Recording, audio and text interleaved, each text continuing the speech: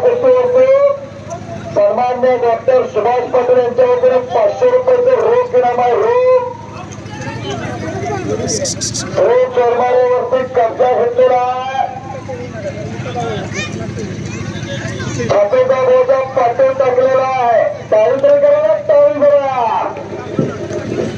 हा कुस्ती म्हणजे कुस्तीच आहे. साहेबराव कणकामध्ये जातात कणका कुस्ती जोडणाऱ्याचं कौतुक आहे.